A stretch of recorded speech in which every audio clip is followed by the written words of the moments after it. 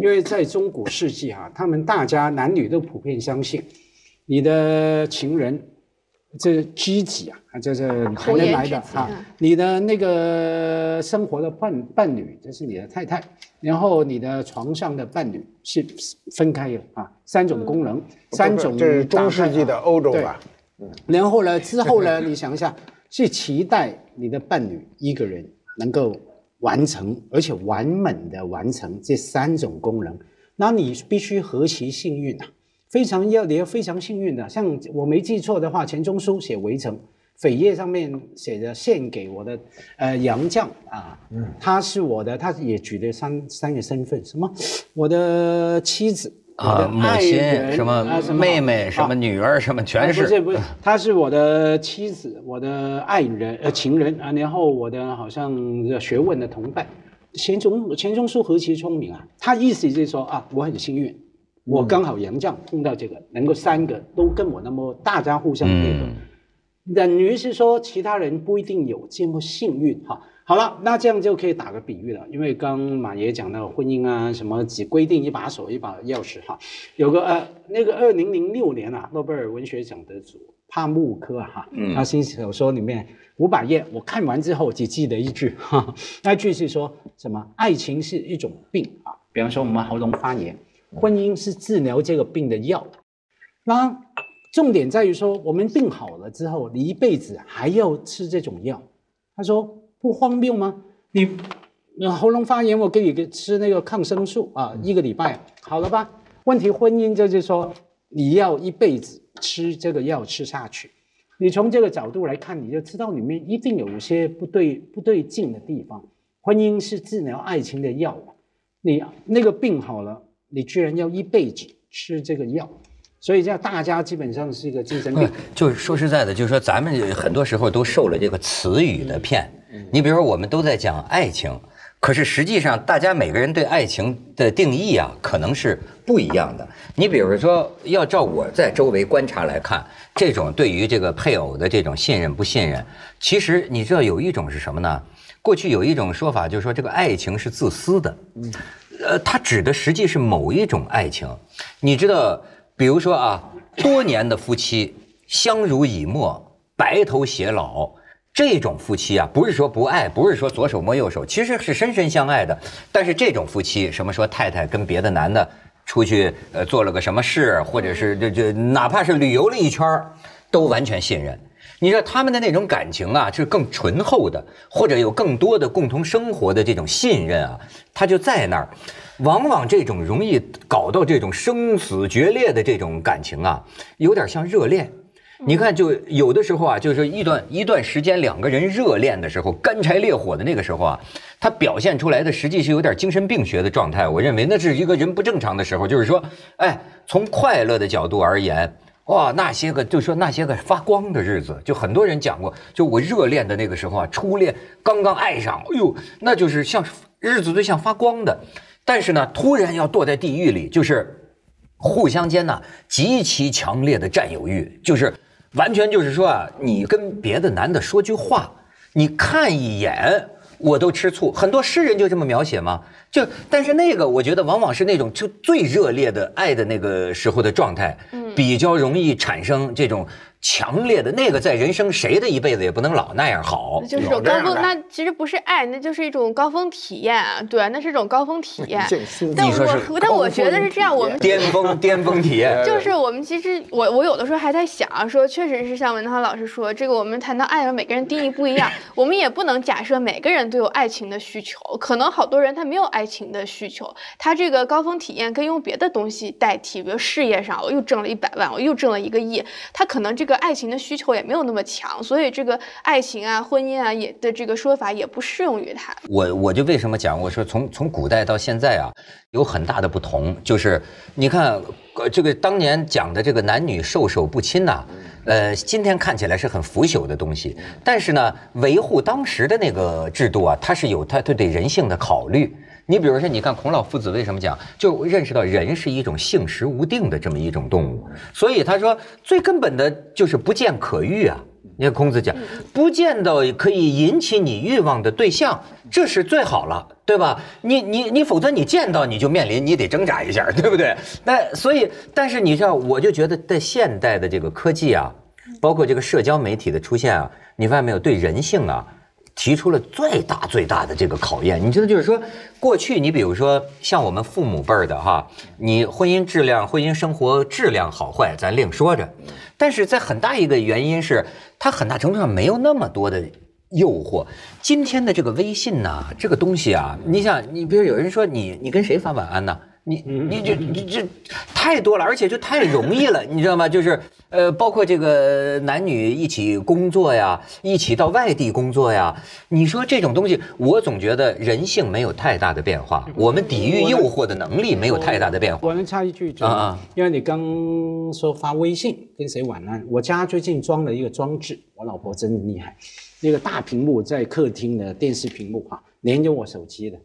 所以我发每一个微信、大屏幕，大屏幕放出来显示，我老婆看到，我女儿看到，我菲佣也看到，是不是？她说这样好像比较安全。所以我跟你的种种的对话，我老婆都知道，了如指掌。她说文涛说什么？怎么这么说话这样？那我以后知道该跟你聊什么了。但社会身份很多，所以可能这个会非常容易受到各种诱惑、各种各样的混淆。对，我就觉得这个现在就是这个事儿啊，特别难弄，就是说这个事情，就等于说我们现在等于社会的主流道德、主流力量，还是要维护一夫一妻制的稳定，衍生出来的种种道德，对吧？但是问题在于呢，这个各种条件提供的这个诱惑呀，就是动摇你稳定的力量又很大。那么该何以自处呢？你比如说。那天我听马爷给人讲瓜田李下的典故，现在好多年轻人都不知道瓜田李下什么意思，就是避嫌疑。对，马爷你给解释解释。瓜田是指瓜田不纳履，就是你在瓜田的地方不要蹲下来系鞋带，因为你有可能摘人家一个瓜。李子树下呢不正冠，就是你帽子歪了就歪了，咱先出去再说。在树底下你一动手就有嫌疑嘛，有摘李子的嫌疑。对，所以我说啊，这个事儿啊，它是这个两方面。你一方面来说，你像方舟这样的哈，你要这个宽容，要理解或者要信任，这是这方面。但是呢，另一方面的这个人呢，他要不要有一点瓜田李下？就你比如说，我记得上次这个徐子东老师就讲，比如说这个大学的教授，徐老师讲香港大学，他说他要找女学生谈话呀，门必须开着，办公室的门都得开着。那你说并不是我就喜欢关上，但是因为我相信我心里没事儿。但是这算是一种人的修养吗？不，这是一个修养。还有一个，你相信你没事儿，不代表对方这么想。而且对方如果想出你这个就是他要想的歪了，你关上门就给他一个提示嘛。对，那他冲过来了，给他如果冲过来呢，这时候你正在一推人门打开，教导主任进来了，这时候你说不清楚，因为天下有说不清楚的事。我有时候看一些人拍的那种就是很搞笑的小视频，比如我看了一个小视频啊，小视频呢就说这女的吧睡觉了睡不着呢，她说就是因为这个有铁路咣当咣当咣当的啊，他就老投诉。然后那物业的人说这没有啊，他说你躺床上就有了。他说他一躺床上，正好她丈夫回来了，这事儿就说不清楚了，就变成永远说不清楚的事儿。你知道世界上的事儿，我老说一句话，叫历史没有真相，什么意思？就是有的事儿不能说清楚，那怎么办呢？我们就划界限。界限在哪儿呢？你比如夫妻之间，那当然朋友之间更得有这条界限，就是你的私人工具。现在手机都可以算一个私人器官，我不能让你看，你也不要去看，因为我发现很多人闹崩了，就夫妻之间本来过得挺好的，就是因为看一个手机。没错，看一个手机，看了一个这个话，上面写亲爱的，一下就急了，你跟谁亲爱的，嚷嚷半天，结果就是一淘宝网上卖东西的，就他说不清楚，因为有的话呢，如果你前后都不在的话，这两句话你确实说不清楚，所以我觉得这条界限。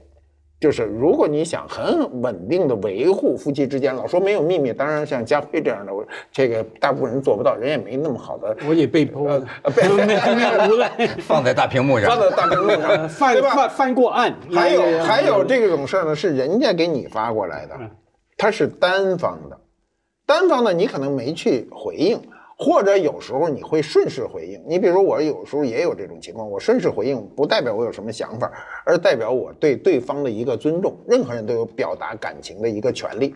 那么你漠视他，或者你批判他，我觉得都不对。漠视首先不对，你没有人情；批判他，你没有这个权利，因为每个人都可以，对吧？那么这时候你可能会应付的说一些今天天气挺好啊之类的话，就把这个事儿划过去了。但是单纯的看这一段，你说不清楚，你说不清楚前因后果，而且你去跟谁解释？不要说你跟别人解释，跟老婆解释，你跟你自己都解释不清楚。有时候只是想留条后路，不批判他。好，说得好，对，就留条后路。没错，你真的有的时候，你看我当年有个女朋友，我还吃过她的醋，我就发现最烦人的是什么呢？就是这种没头没尾的，你知道吧？你真像马爷说的，亲爱的，你怎么着了？吃了没什么？这我倒不怀疑。我就有一次偶然看见她的手机，你知道，他一男的就发一个，我看这3个字最烦人，你知道吗？就叫干嘛呢？干嘛呢？一个问号，这烦死了，你知道吧？你就这里边的潜台词。好，你说的这个干嘛呢？半夜里干嘛呢？干嘛呢？对，这个是一个很亲密的一个关系。那当然，干嘛呢？他凭什么问你干嘛呢？那这个刚才但你要解释，他也很容易解释。对你这句话提示了我一个很重要的，不是很重要的划界限。刚才我所说的不看别人手机，就包括不瞥看。明白吗？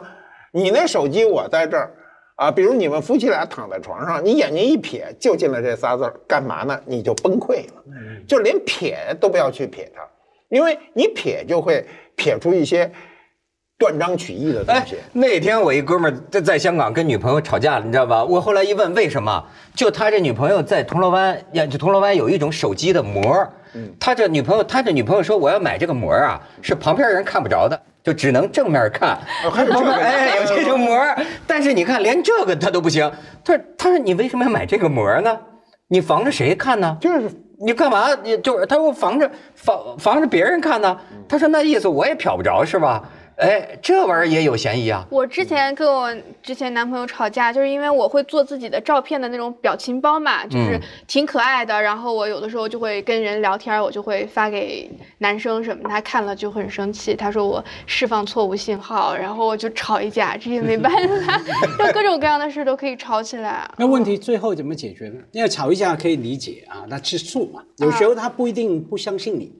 表达吃醋的感觉，吃醋之后可能感情更好。那后来到底是他被你说服了，还是你以后听他的呢？就哄就还是靠我哄还是但是男的都是哄好的。就算你哄好了，你也被伤害过一次，这种伤害的叠加你肯定都到不了100次你就崩盘了，对不对？这肯定的。所以我觉得呢，最好就是不去试图去看。眼不见为净，就没有去断这想法。就是因为很多人都不会，因为我认识很多就是有知性的，不论男人女人，他都说我从来不去看我老婆或者丈夫的手机，但是他不是内心这么想的，他有时候会瞥，那真是忍不住的。你看没有，一瞥就来了，干嘛呢？亲爱的，这种就很麻烦。就是我知道我身边就瓜田李下呀，多少事儿我跟你说，这个手机真的是个万恶之源呐。这个手机这件事情充分说明每个人都是一个深不可测的世界，你知道吗？即便就是好多事儿，就是这个手机几乎是必有问题，你明白吗？就是当然我说这必有问题，不是说他真的出轨了，而是说有的时候这个夫妻之间要真看了对方的手机能看见很多你不了解的，你以为这个朝夕相处的这个人的很多秘密，不尽然是这种男女暧昧。就我觉得这个东西太可怕了，而且他一定会留下痕迹。你哪怕把聊天记录都删了，好，你老婆看你朋友圈说，为什么点开这个女生所有的照片不用加载，它就直接显示出来，就说明你都点开看过了。就是你知道他一定会留下痕迹，他对技术比较熟，我这还没那么熟。你知道，甚至到了一个地步，他不仅是监控你点赞过谁，你跟谁是网络朋友，还看到你的朋友有什么样的朋友，也会质问你怎么会交这种朋友？我前一阵还听说，我有一个哥们儿，北京的，他说你知道，就是说人世间最地狱一样的吵架是怎么样的吵架吗？就是说他跟这个女朋友就撕到一个什么程度就是偶然看了一个微信，最后那俩人当然就互审了，最后就互审，就把手机都解开，然后你给我看，我给你看。我的天，他说他们一直熬到凌晨6点，你知道吧？就是他说这是地狱一样的一夜，就是因为要解释，一会儿看见，哎呦，我觉得这是人性的考验呐。他那个男的为什么跟你说那个？啊，这女的这么的，然后我看你呢，那个女的为什么跟你说这个？可怕！如果说好家伙，我一想我就觉得太折磨了。这个他有的人呢，他这个都会删掉。删掉以后呢？对，删掉以后呢？我知道2个例子啊。先讲第一个例子，他删掉以后呢，架不住他老婆是那个软件工程师，我发现都给你恢复，那恢复的全是特别可怕的，要不然他也不会删，对不对？这是一个，那你这日子怎么过啊？那只好说就是以后换一个手机啊。那换一个手机，那你删不删对他都是一样的。另外呢，还有刚才第2个例子呢，就是刚才他讲的哈，就是技术活哈。技术活一定是百密一疏的，啊，我有一个朋友，就是他也是啊，就是到北京来工作，出了点鬼被老婆薅住，那老婆就震怒怎么办？所有的工作都给我辞掉，回家就走了，一走几年，那家里不过了，不是就回老家了，不在北京，不在这座倒霉的城市再过下去嘛，就走了。灯红酒绿的城市，对，就招事嘛，就回去到老家好好的过日子。过日子的时候呢，就有一条，那得过日子得走啊。那好，你走哪儿都能走，北京不能去。好，那就不去北京。那么想上北京来有一趟公差怎么出呢？那就先上另外一个地方，再回到北京，北京完了再回去，再到那儿，就很啰嗦的一个过程。这个过程呢，那要到了北京，你这个联系干什么都要删干净，信息什么都弄完了。幸亏他老婆不是软件工程师，不能恢复，回去检查一遍哈，把手机摔个稀碎。我都删干净了，怎么给我摔了呢？对呀，因为有一条百密一疏，这条叫10086发的，欢迎你来到北京。哎，这百密一疏。对啊，因为他所有的跟朋友之间跟什么全，他想比中国移动还有这么一条。中国移动一旦你进入一个地界，他马上就给你发一条。对。而且这一条现在在我手机里基本都在垃圾那一栏里，根本你有时候都不注意。你去哪儿？现在只要一落地，欢迎你来到哪儿？10086我发的，是吧？就是百密一疏，技术上啊，你很容易。现在这个手机要对他们，刚才说那我都听着挺恐怖的，什么一个圈里什么，刚才就是你比如说你看到，因为你要从第一次点击一个照片，它会需要一定的时间才能下载嘛，但你第2次点，它就直接弹出来。所以你看到你老公手机，你直接可以弹出来，就说明这个女生照片，你老公都看过了，这呀，这有问题啊，这为什么呢？对啊，对，而且就是你知道，这就你想这个，现在等于啊，实际上我们都有一个电子足迹了。那次我碰见一刑侦人员跟我说，现在可真别犯罪，我跟你说，就是这个就完全你的这个电子的足迹。你到过哪儿？你干什么？这是不要查，要查都查得出来。查得出来。那重点，好多人都想知道另外一半的真相啊，他们忘了再同时问一个问题：知道之后你能够应付吗？你对付得了吗？你要怎么样？比方说那个老婆马爷说的那些朋友的老婆，好啊，逼到最后呢，老公说，对你所想象的发生的事情都真的发生，那你要怎么样？那个女方能够应付吗？我有个朋友替人家算命的嘛，他顾客绝大9成9是女的，他说好多都是偷偷把老公的八字时辰生辰八字拿来，他们不是从算命看出有没有外遇，他说你算一下我能不能跟老公白头到老，也当然看他有没有忠心哈。然后我那个朋友都先这样问他们，提醒他们，好，我要算了，你准备好了吗？你真的要知道真相吗？是。你知道真相，你有知道要应付得了吗？一这样讲呢，好多女人都马上说，那算了，不要算。那你师傅，你替我算一下，我老公什么时候死？那可以分遗产，你要分家产。哎，照你这意思，马爷，你这意思就是觉得这2口子还是应该适当的保留一些人性的隐私，对，或者说怎么说呢？就是说不知道为好。方舟，你觉得你有勇气面对知道吗？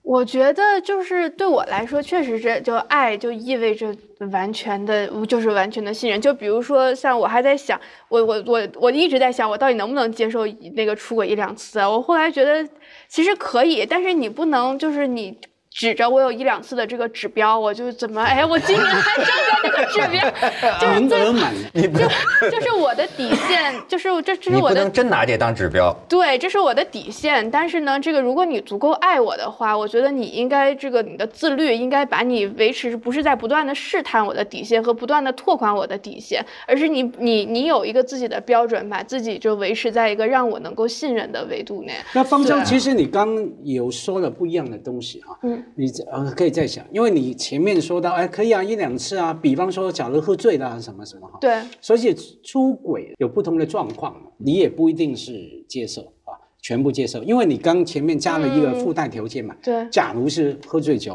啊，一时意乱情迷，是吗？你就1、2次，可能3、4次你都能接受。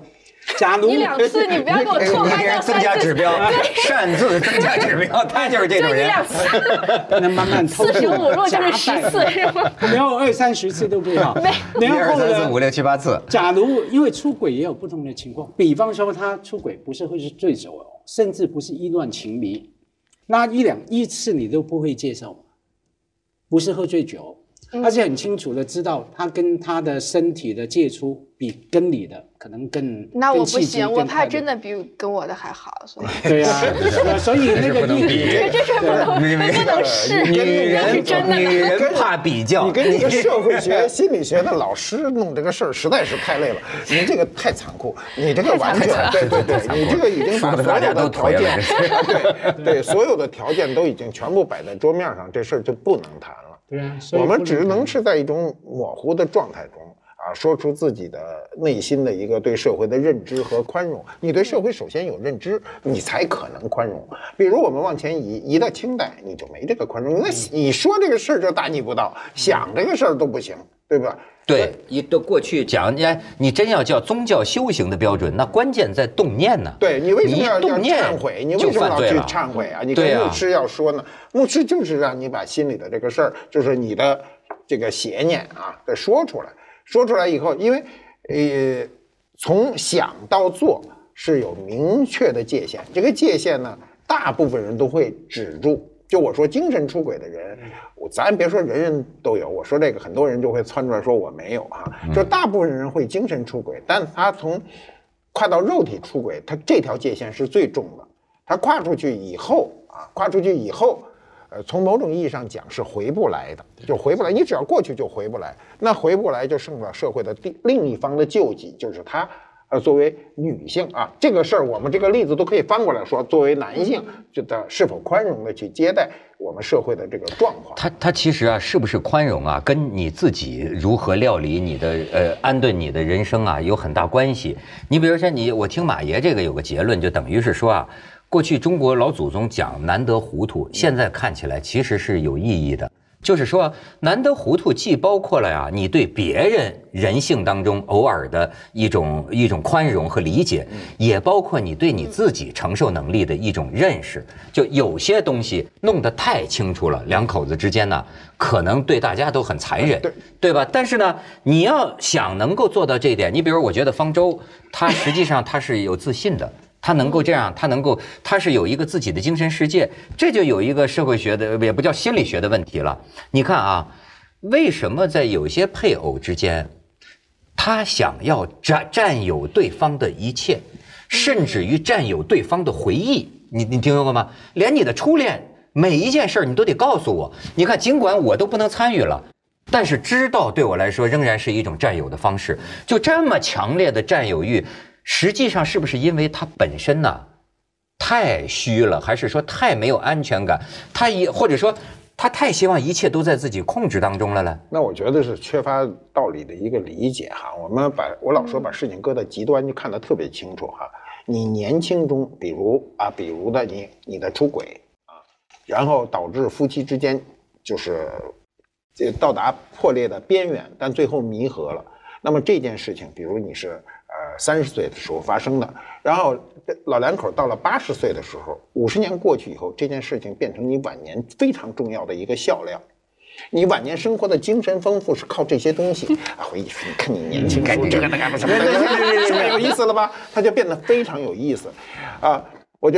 我就说哈，年轻时候现在人都不怎么写情书啊，都是这个过去我们那时候都写情书，写很长的情书，这些情书啊都不一定是写给你最后的太太的。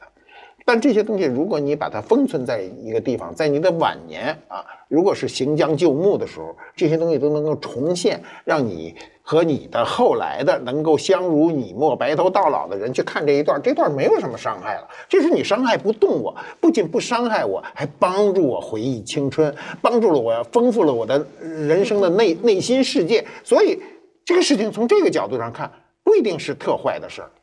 我觉得文涛老师说这为什么有的女的会这样？我觉得或者很多不只是女的吧，男的也这样。对，我觉得现在我在很多年轻人身上就看到，我觉得有一点原因就是他还是对人性的理解，一个是比较浅，另外一个他不是个原生的。比如现在网上有很多这个男的爱你就要做到多少多少条，把手机屏幕设成你，手机给你，他对于这个男性男女关系的理解，或者说他初始状态是根据网上的这些东西来确定的，他没有一个像马爷说的基于人生阅历。基于什么的对人性的理解，他是靠这个标准啊。我看我男朋友能不能做到以上几条？对，就像不是，我跟你说，这网上就像现在年轻人的那个说是什么结婚誓词，你们听过吗？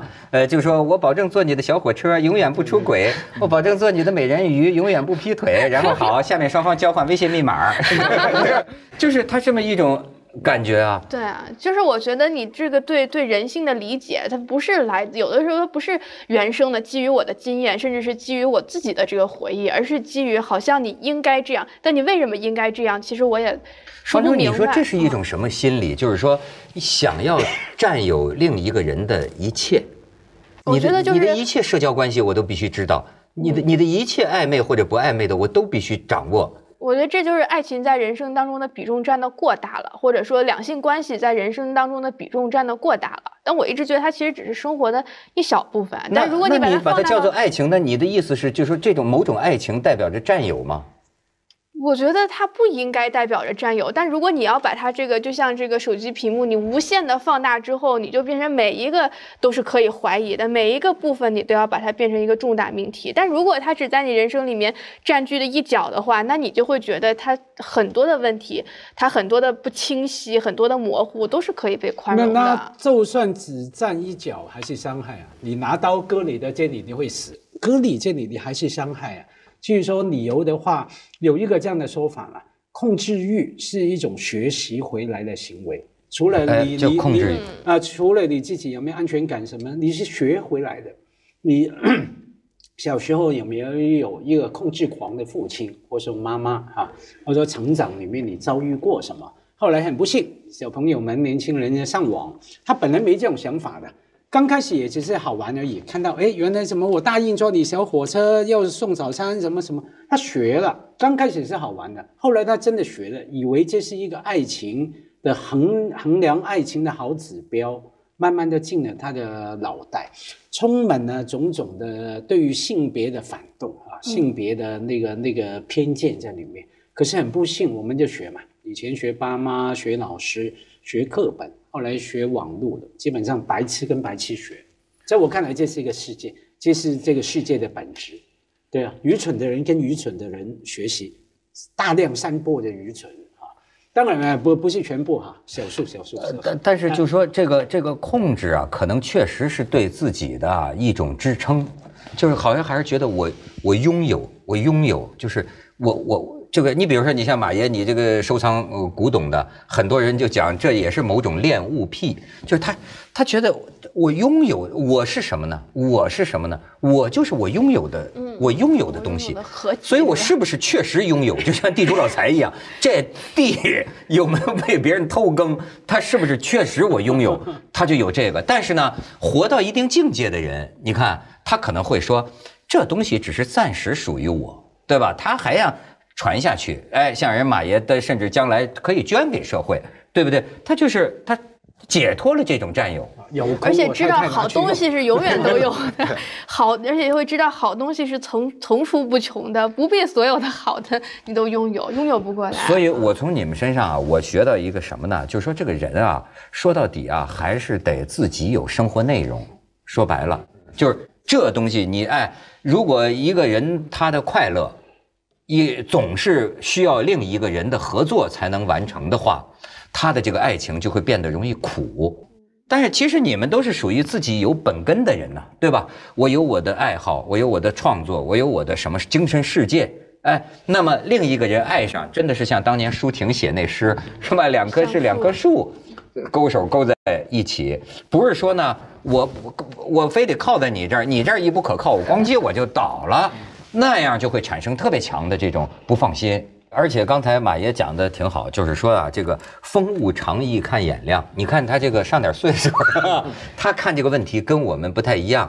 他拉开了这个距离看，就是几十年前的某一次出轨，几十年前的某一次这个争吵，他可能变成啊老年夫妻啊，这个历尽沧桑之后的某种甜蜜的一个。对年轻人呢，我是充满了敬意的啊，就是他现在年轻人，他们生活，就是他们学习成长这个过程中呢，本身就半介入虚拟空间，虚拟空间的乐趣比你大，他凭什么要跑到你这里来，对不对？那谁都愿意到一个乐趣大的哈，你比如玩游戏机，那游戏机中里头什么都能玩，对不对？另外，虚拟空间中的交流就会变得比较简单，因为大家都带上一个保护伞或者是一个保护层，那你说话的时候也可以这个不那么小心。那你在单位中，你有时候一句话一个词儿没使好了，人家脸拉了，对不对？那你就心里很不舒服，因为我这句话没说好，怎么领导那脸他妈快出水了，那就麻烦了。怎么叫快出水？就是难看的快滴到水了，就是很难看，知道吧？在这种情况下，那么他就要考虑社交成本了嘛。那这种事情我宁肯不跟你社交，我不出错，那是最好的。所以现在很多人就不愿意社交。这讲到要害的，就像你刚才说的，团建，他们觉得这个团建是你公司的需要，所以就你应该全部用我们上班的时间，对不对啊？或者是你2天周末，你另外3天，你不要扣我们的假期，钱应该你们来出。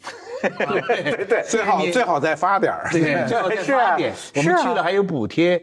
总而言之，整个事情不是我们要的，是你公司要的，团队建设是你公司要的，所以他没兴趣，这个是一个基本原因。我觉得功利他倒不是想得到什么，只是他不想付出什么，我不愿意在这里面付出，他不觉得有那么多快乐。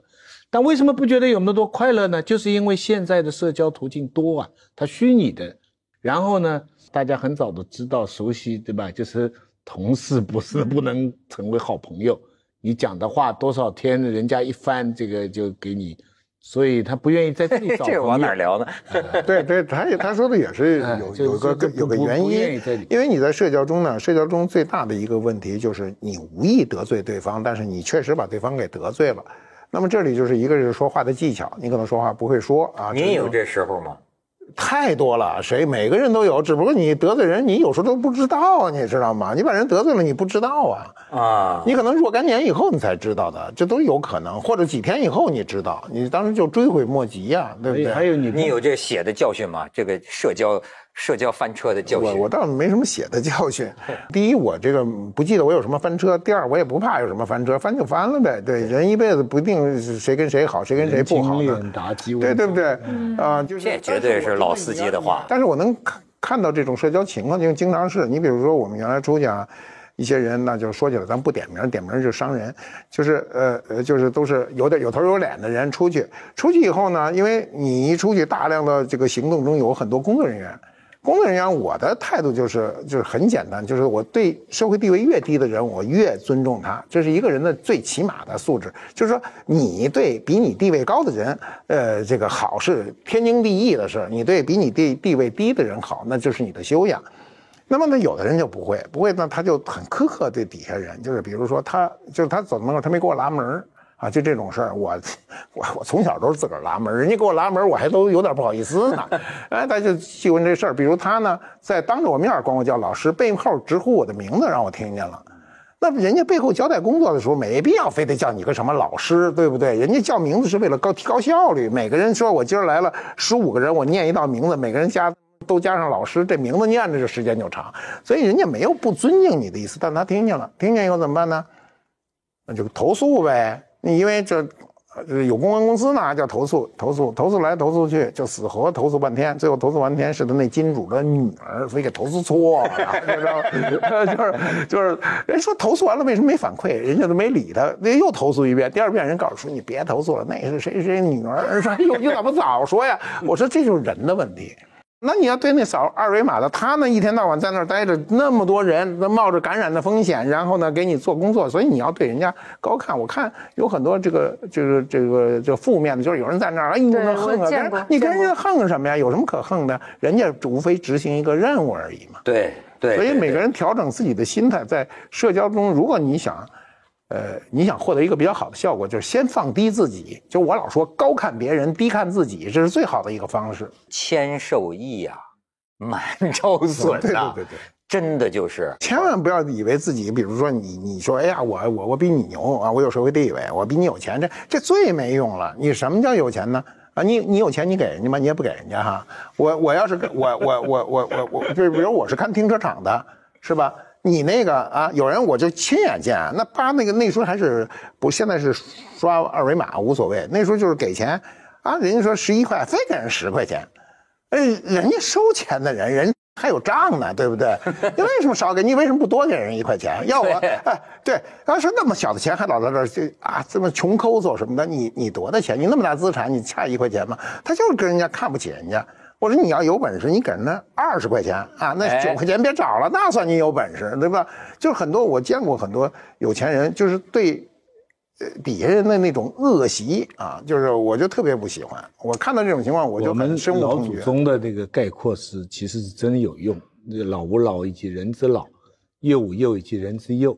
核心就是换位，推己及人，推己及人。我在上海不是开始7天是酒店嘛，那7天以后第8天就回到家人住的地方嘛。你要丢一个垃圾或者有人送一个东西呢，你不能自己开门的，你得那个手机啊视频打开，请那个管理的组，他那个管理组里边很多人，有里委干部，有公安，有医生，有什么。然后呢，因为第一次因为不清楚，就是人家送外卖来了嘛，一敲门嘛就开了，就来警告了，就是说你们这样不行啊，你怎么擅自开门呢？你没给我们看视频啊，这中间就有不愉快。但后来不知道怎么第2天什么就跟这个里边帮我们量体温的那些人就聊天了，就一聊天呢你就谅解，就没火气了。他说他们这么10几个人就为了你这么一个人来，他们每2天要做1次核酸。真的，哎，那我一下没火气了，因为我是旅行的人，他们说这一块地方就你这一家，他们这个组每天，也就是说我任何时候打视频去，他要有人，那他等着平常干啥呢？对不对？他不来骂你就蛮好了，对不对？你们这些人保东保西干什么？对不对？我们来为你方便，把你否则你在酒店啊。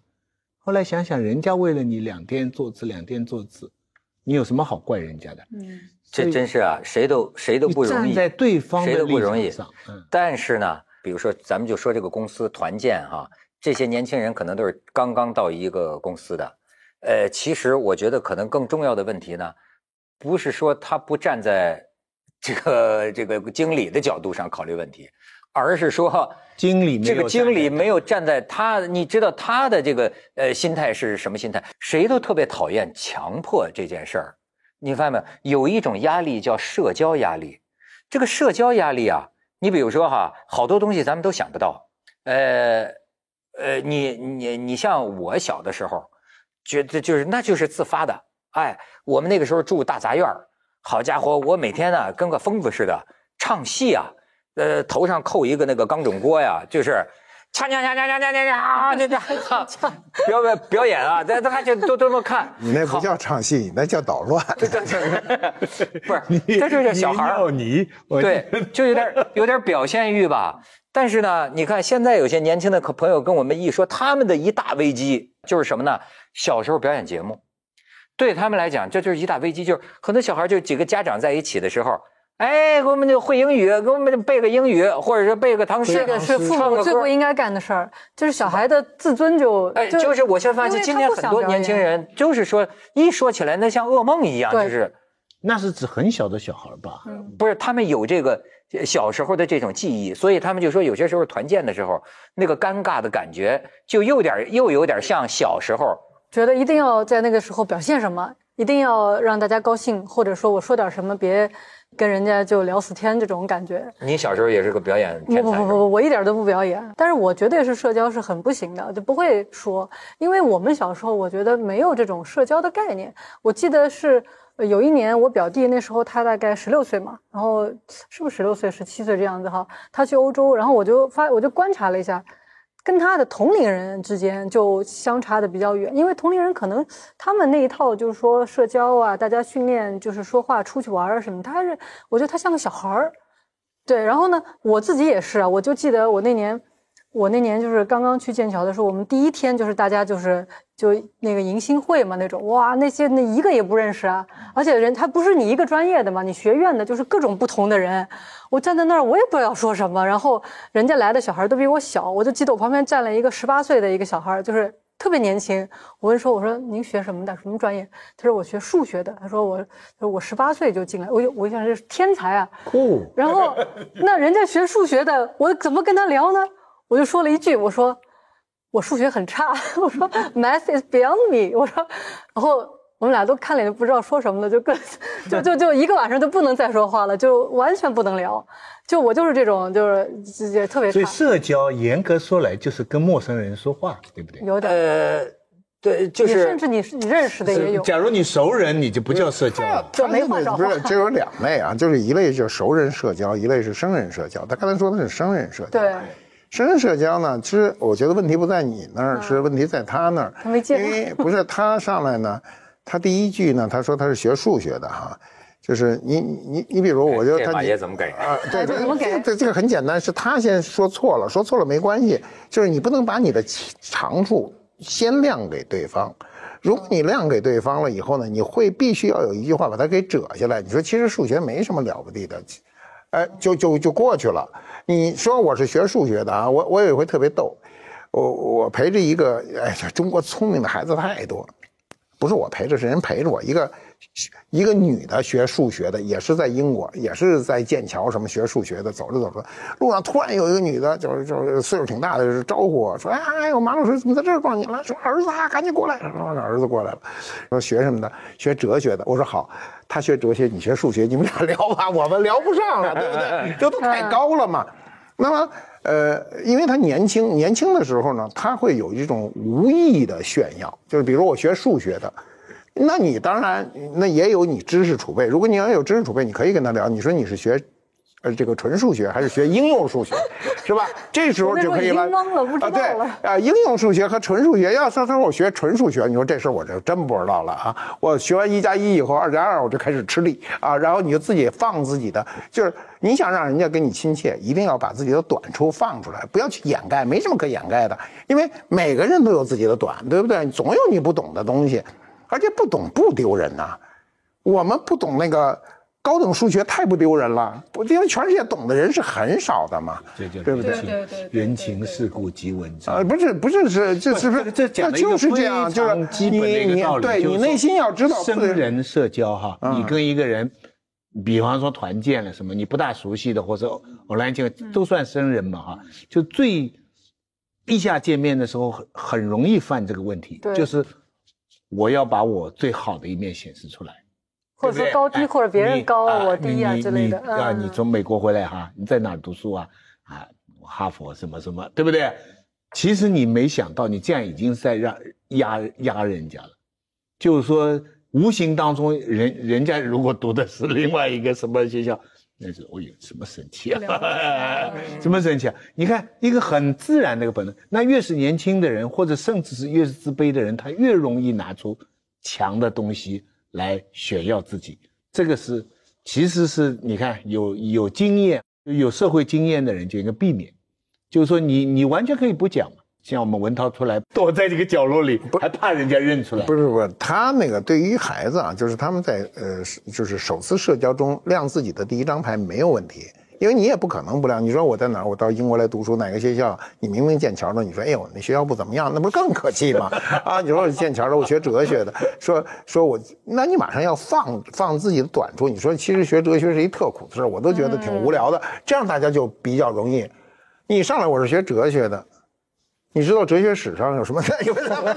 你问咋就把人给搞死吧，对不对？因为。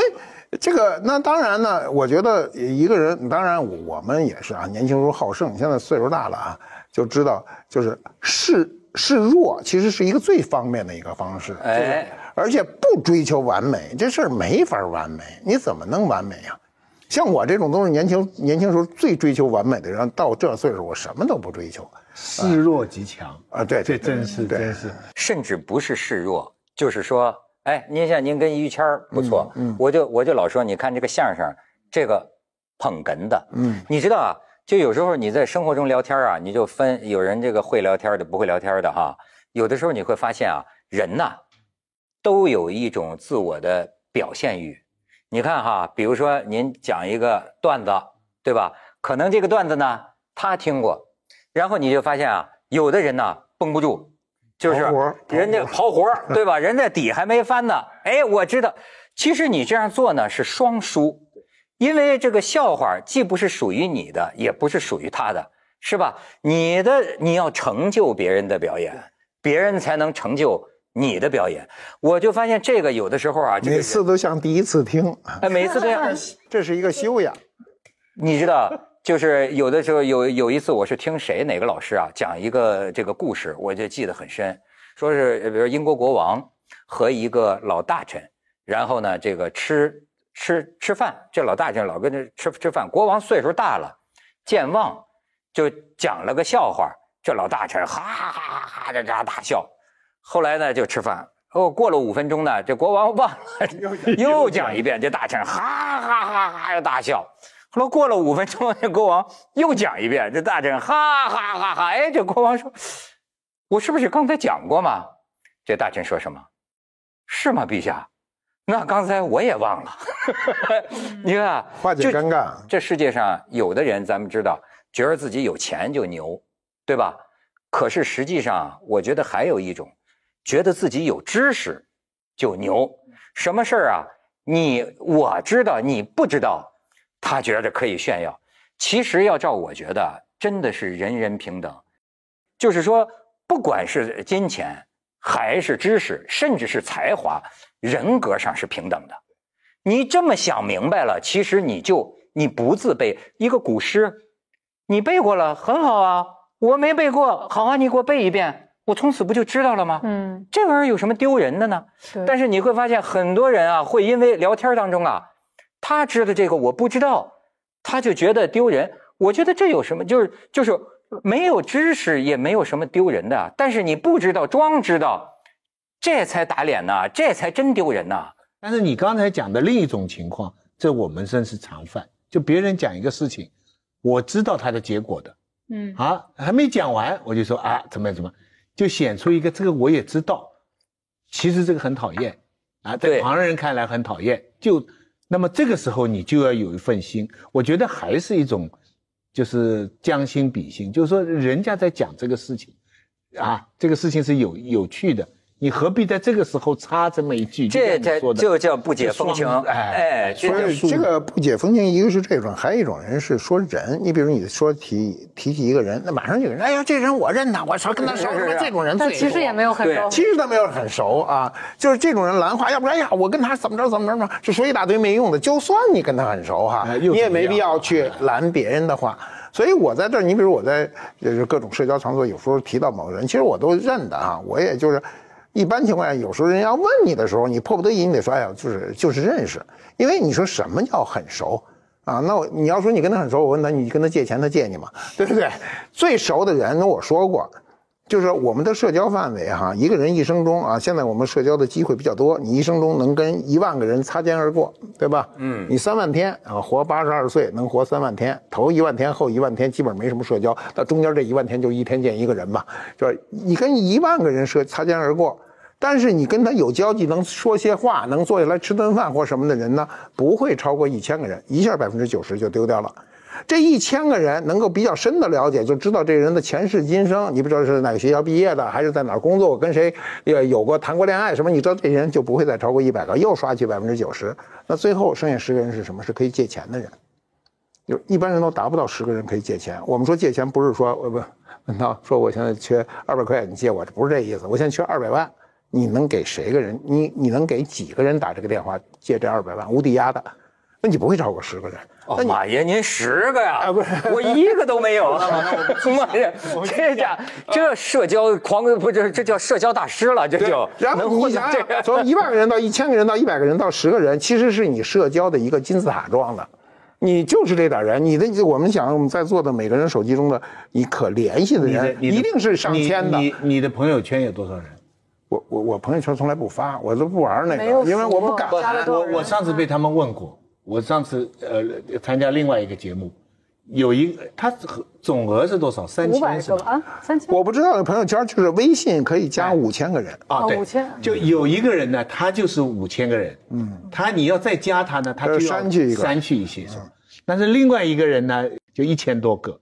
我就很自卑，我才300个，我才300个，其中还有一些名字我不记得是谁了。不是，那太，你要是说有几千个人，你不可能，你就加上备注也没有用。我加过备注，完了还是不认识这人是谁，也想不起在哪儿是联系的。对，还有很多时候呢，我觉得就是年轻人可能会觉得他这个他干嘛要跟这些人，比如说借钱要干嘛？因为现在我所有的社会功能，我找银行行不行？我找这个信贷公司，他觉得比如说我任何事情的解决，我是直接可以通过第三方的渠道解决。为什么我要跟一个人社交？就是还要寒暄，还要各种，可能还要维护这种情感。但是我们刚才讲的道理啊，不仅是讲社交和生人，朋友圈一样，我显示我好的东西来证明我现在生活的很幸福或怎么样。哎，这个东西啊，流露优越感啊，真的是人很难克服的一个本能。有的时候，我现在就是做这个自我审视的功夫。我有时候叫狠斗私自一闪念，我觉得你看这句话又在这儿跟人吹牛了。我跟科比拍过一张照，诸如此类啊。但这个是很难不做到的。它不是，它有两种啊，就是说有一种呢是要嘚瑟的这种焦虑，凡尔赛或者这种愿望，对吧？但是呢，我觉得像咱们刚才说的这个讨厌去团建的这些年轻人啊，我觉得更多的他们好像表现出一种守势，因为我想啊，至少我身边有些年轻的朋友，我能感觉到就是他们是觉得。比如说他们要来我们这儿来，他会觉得是个很大的压力，因为他不知道能不能搭得上话，害怕你们觉得我呀不懂规矩，害怕我不知道该怎么表现我自己。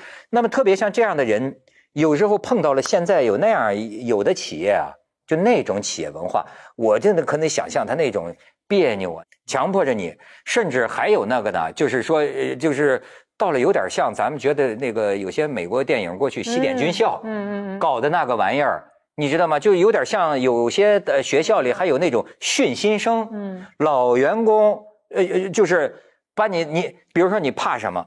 哎，真的有一个网友说啊，他就是最怕跳水的，给从10米跳台上推下来啊，在游泳池啊。前些年广州出过一个事儿嘛，要体验让训练员工的意志啊，就是在恐惧的时候怎么办？好，把他摁在水里30秒，哈起来，摁在水里30秒，哈起来，最后出人命了。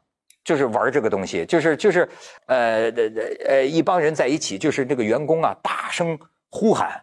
这个很常见，这个现在很常见。员工培训就是我要不看，我还真不知道世界上有这样的事情。就是比如说围一圈，你说这是什么心理邪术啊？就是围一圈，这儿中间是个缺口。你呢就站在这个缺口这儿，然后呢，这周围这些人啊，就是受命必须批评你，你自私，你这个人这个心理阴暗，你这个什么就看你心理的这个抗压能力。然后呢，就是美其名曰你这是帮助同事，谁不这样干？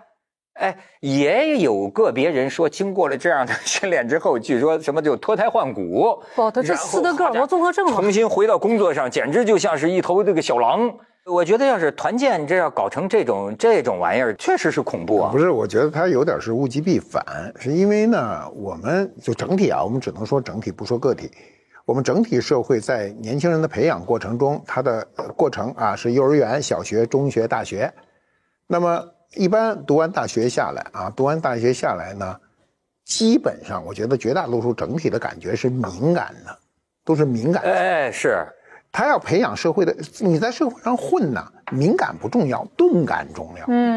日本有本书叫《钝感力》嘛，钝感力就是所谓钝感力，就是领导批评你一句，其实有时候真的是为你好。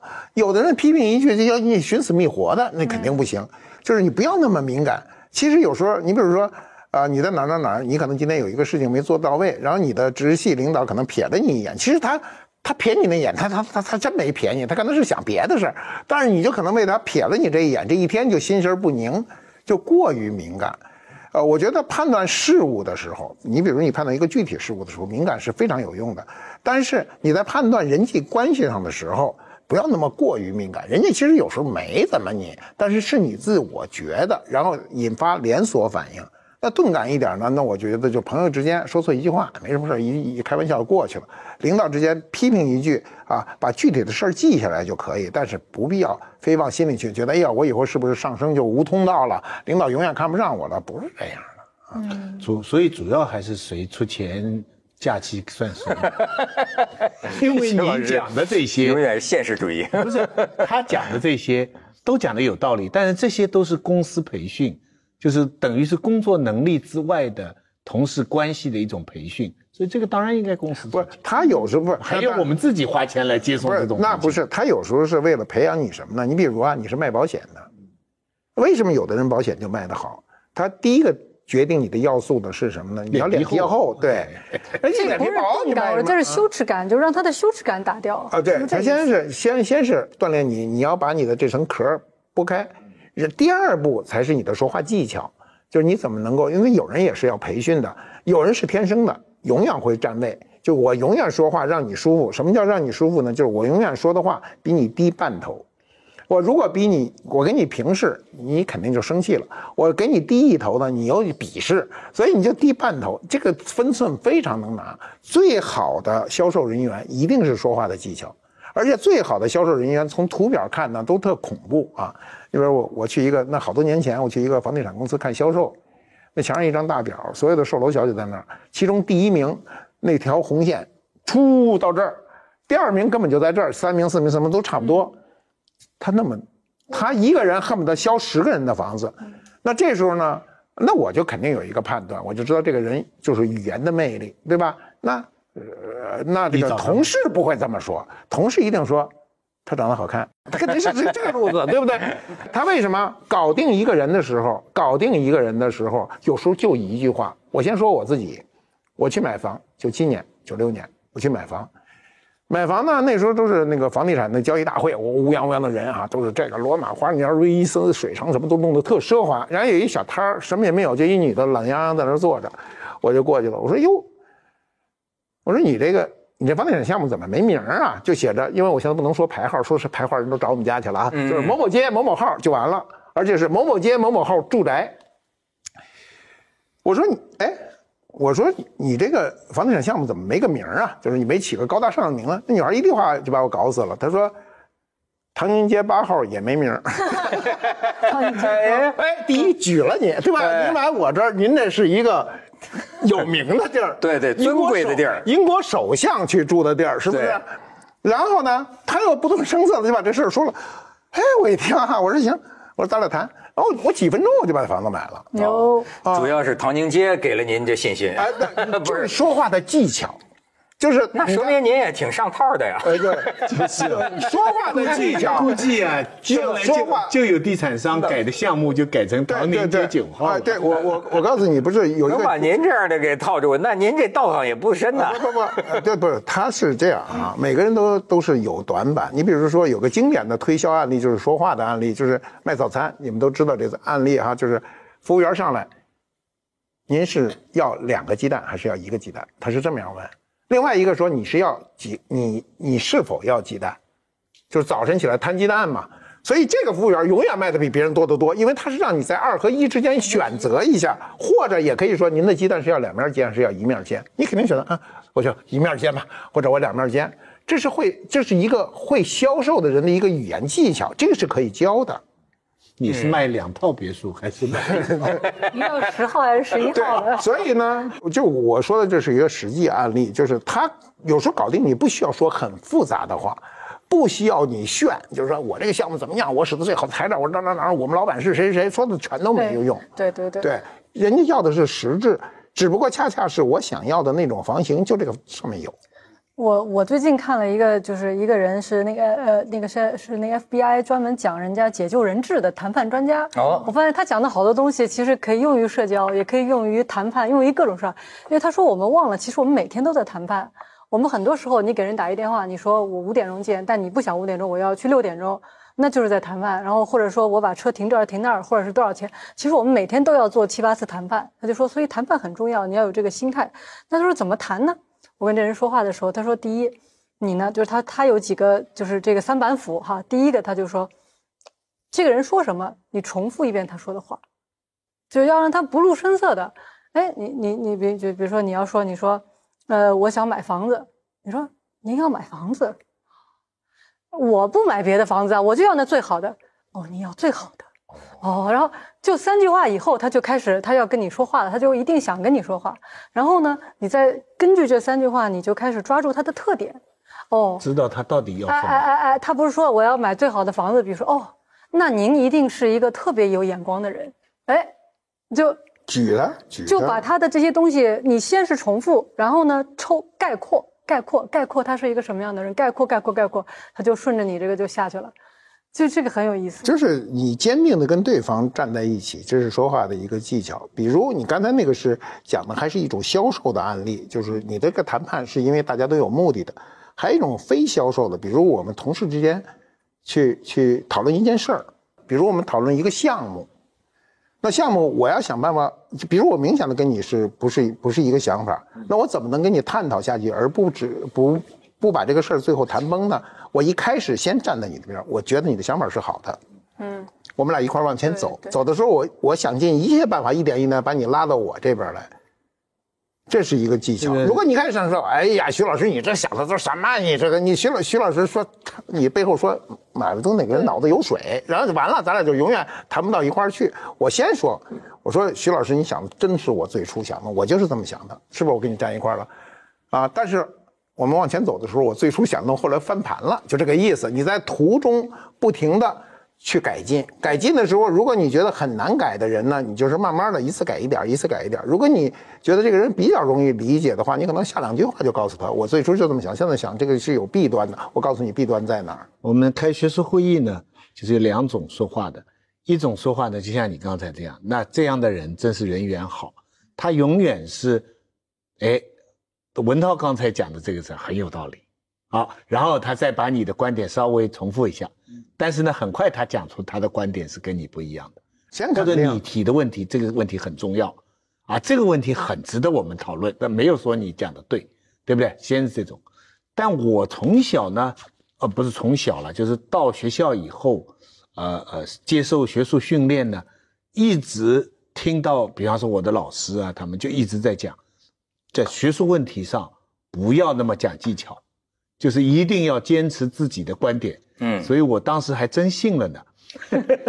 就是老师把你害了。常常开会的时候就是说谁讲的，特别是有名的人，我们会去讲啊，某教授刚才这样讲哈，我不同意，好，就这样来。这个也有个好处，人家马上来看你了。就是说人家会注意你，你这个年轻轻的，你怎么会对某名教授讲的不同意呢？人家听你。但是实际上是吃亏的啊。时间久了，你知道，人家会觉得你傲气啊，这个狂妄啊，狂妄。但是因为我们这个专业呢，就是刚开始的时候，研究生的时候啊，我们的老师就这么纵容，就说年轻人就应该狂，尤其是写文章，那你更加应该直接的什么什么。所以我一直上这个当。啊，到了我也不知道到什么时候，我可能到现在还没有转过来。其实要理解就是很自然，因为人的大脑接收到如果是一个不同的意见，他第一反应不是好奇说，哎，这人怎么想的跟我不一样，而是这是一个挑战。对，就是他有这科学研究，人大脑一接受到不同信息，哎，你在挑战我。所以呢，这个我觉得是一个跟人交流的方式，先赞同后。是，我觉得这个是有规律，也有技术。但是呢，从另一方面来讲呢，人也有性格。为什么说要认识自己啊？有的人可能不适合做卖楼的工作，但是也许他适合做科研的工作，对吧？有些人适合做秘书，有些人适合做导演。个人有个人的这个性情。你比如说，有些时候讲好多这个天才啊，你知道都说有一种病叫阿斯伯格综合症，你知道这是什么病？听过。就甚至说这种病叫天才病，像什么那个谁啊？这个要上火星那个马斯克，对，狂人呢？哎，就狂人，但是你看这种人，他还有个命与运，对吧？他有他特殊的际遇，但是我就说，就一般来说，你承认不承认确实有敏感的、羞涩的，有一种叫社交疲惫，就是对于他来说，他觉得应付这个每天呢，跟这个领导、同事、社会上的客户应付这些关系，他已经觉得很累了，就是有个休息日就恨不得缩在自己的壳里。我觉得这也是就是这非常正常，这非常正常，对，这非常正常。就是那公司不肯出钱。对，您像马爷，您说的那个就是特别管用，这些技巧。但是问题在于，有的时候啊，没有动力。什么叫社交疲惫？就是说打不起这个精神了。就是当然我知道怎样社交，但是好像有些人喜欢独处。某些地方的团建他不喜欢，对吧？实际上也是，你看现在的年轻人，他这个边界意识、自我这个圈的这个意识，越来越强了。或者说工作和生活，他觉得生活就是我的生活，我不一定要变成公司的延续，对吧？这样的年轻人呢，其实有的时候他适应有些社会规则，他也挺苦的。因为你看，今天有些工作就是延伸到了生活。你比如说酒局，这真是个就是挺不好的，一种社会规则。就为什么谈生意，为什么要喝酒呢？为什么拉个客户都得这么喝呢？对吧？您像马爷这个老江湖，对吧？把你们全给灭了。但是你想，一个刚大学毕业的，他确实他觉得这个东西，即便他能适应，这样感觉透支心灵啊，透支精神呐，就是这么怎么说话能不说错？您知道吗？就是我发现说1000到1万有个根儿。你活了这么大岁数，说实在话，就是你意识到没有？你有一个东西是脚跟站稳了，你这个脚跟站稳了，是你这么多年的积累和经验，它使得你能够清醒地看待一个交际的问题。比如这件事情怎么对怎么错，我应该谦虚对人，我应该高抬别人，抑制自己。你觉得啊，你哪门清，你知道吗？我有一个就是年轻的小朋友啊，小同事吧，也算是，就是他说他到他父母亲的那个圈子，他父母亲都是知识分子了，父母亲交往圈子都是高级知识分子了啊。我觉得他说的很形象，就是在他们当中啊，就像是一个就是小孩蹒跚学步，就是我不知道你们这些大人，你们的这种交际的这个规则，我又怕我说错话怎么着。就是感觉就是本身这是一种小孩子就是站不稳啊，就是个本身是一个蹒跚学步的这么一个感觉。他说我不愿意出去，就是因为我不知道每个圈子里的规矩。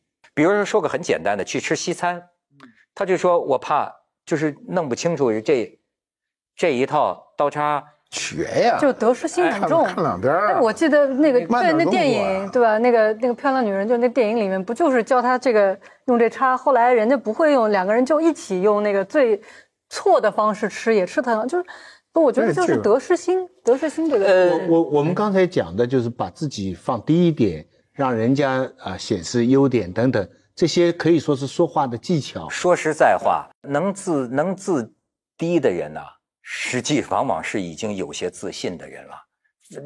他就是生怕别人觉得自己不行的，那个我估计才是蹒跚学步刚进入社交场的那种心理。我的意思是，那个修养、说话态度是锦上添花，但是更重要的东西，我面对我的学生哈，我还是一直跟他们说，比方说你刚才讲的这种心理哈，他碰到一群人，他不知所措什么东西，那其实真的不必担心。你就犯错也没关系。我最简单的一个例子，我上课感到最为难的一个例子就是立论。我们知道鲁迅的立论，对不对？到人家家里去说这个小孩将来升官啊，赏一笔钱；这个小孩将来发财，这个很好。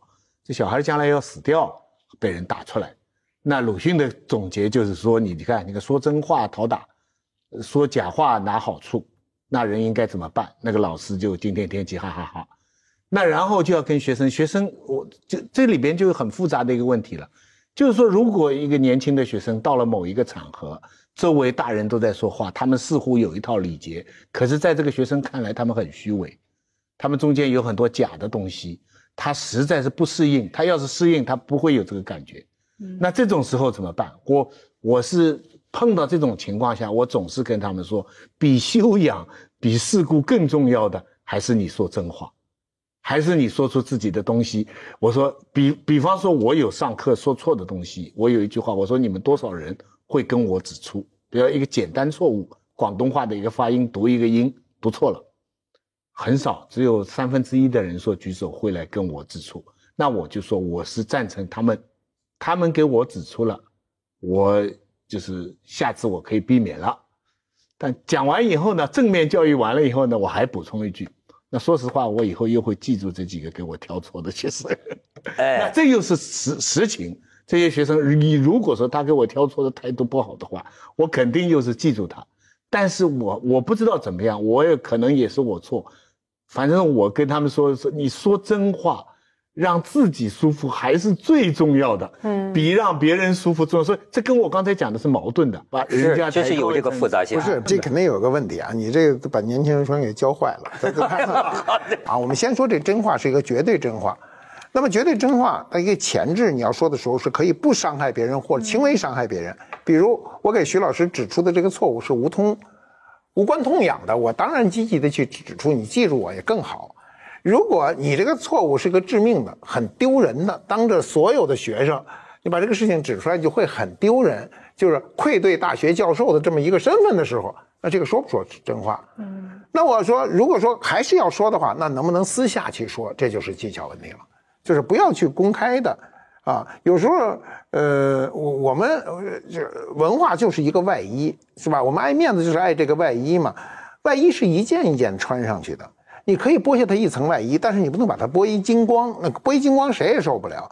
所以在这个就是说真话假话之间，中国历史上所有的文人和官员之间无非就是这么个问题。看着皇上的脸色都变了，您这还一个劲儿的直谏呢，那你不是找倒霉吗？那肯定皇上就是一怒就给你发配了，发配了问题不大。你说发配了苏东坡，发配到海南还去了呢，但问题是耽误你人生很多事情，你做不到。所以就是我们实际上是在选择，这个选择中呢很重要的一个概念就是社会成本。你在这个社会成本中啊，选择一个成本比较低的、可以承受的、效果又相对可以接受的这么一个过程。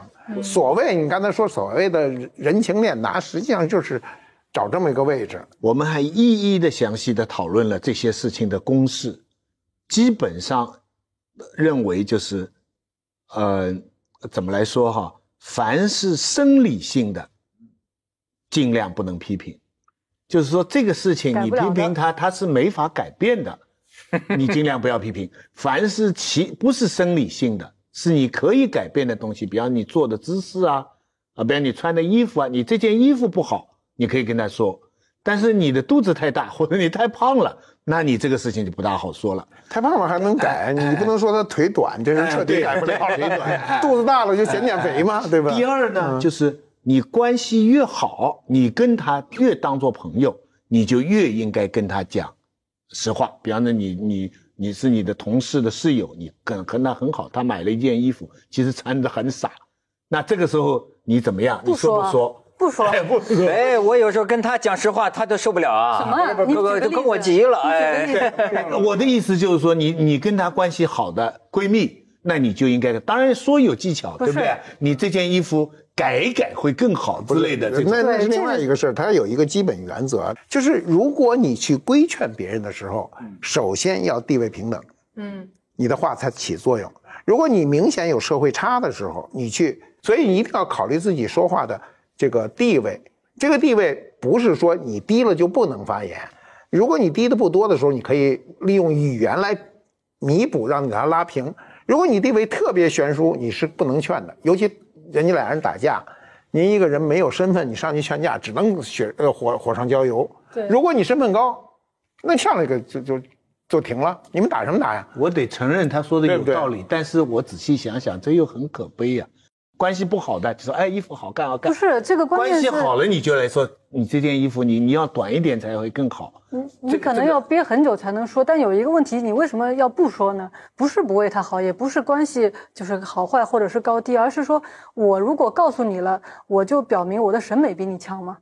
对吗？可能你去参加一个活动，那个人也是很精心的打扮了，你说不好看，是不是就意味着我的审美比你高？我的问题的前提是你的室友买来一件衣服在那里试，然后问你说怎么样？他都买了，我说不好看，为什么呀？这么世故，这得说好看啊，这怎么着都得说好看啊。不是，哎，马爷这个最有经验了，人家买了个东西，花了那么多钱，您说真话还是说假话？人家都是说这个，过去有句老话叫见人减寿，遇货增值，就是你不是说您多大了？说70，哎呀，不像您像60了，往下说。